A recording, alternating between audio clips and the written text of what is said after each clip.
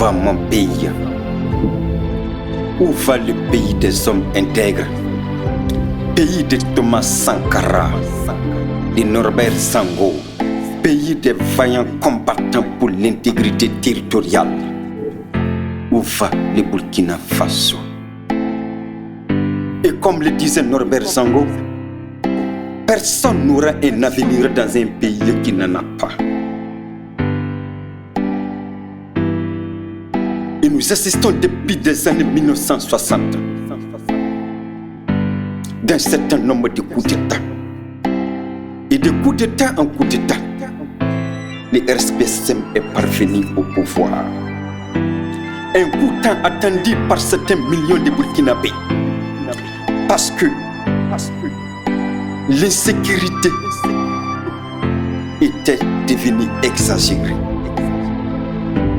Les villages se vident de leur population. Des centaines et des millions d'enfants n'ont plus accès à l'éducation.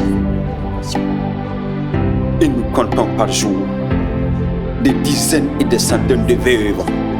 Une population qui se déplace vers une destination inconnue, qui meurt de faim et de soif, et n'ayant pas de libérateur. Dans le pays des hommes intègres, l'espérance de vie est de 24 heures. Heureux est celui qui arrive à vivre de 6h du matin à 6h du matin sans être attaqué par les balles assassines des hommes sans loi et sans foi.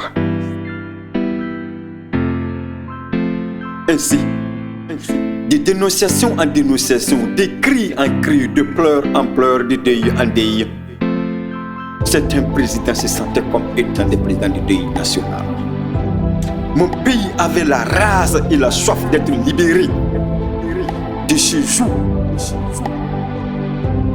d'insécurité qui fatigue les femmes et les enfants, qui endeuille les villages, qui endeuille les familles.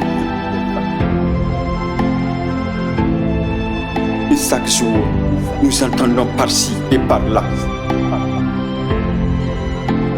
que des soldats sont tombés en embuscade et nous avons perdu tant de soldats. Le pays des hommes intègres était devenu le pays du désespoir et de la déception totale. Ainsi, le président du Burkina Faso était assombri et son avenir court-circuité. C'est ainsi qu'on nous attendions un certain 24 heures entre 1h et 2h du matin. Des coups d'armes lourdes. Pour certains, c'était le désespoir total.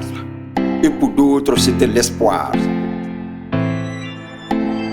L'espoir d'être libéré.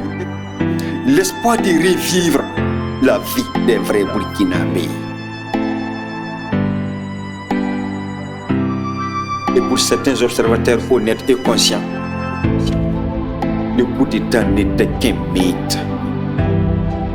Un mythe parce qu'il avait associé l'espoir et la déception à la fois.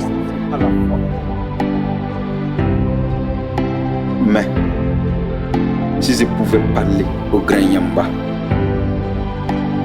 je lui dirais que le peuple burkinabé a besoin d'être libéré.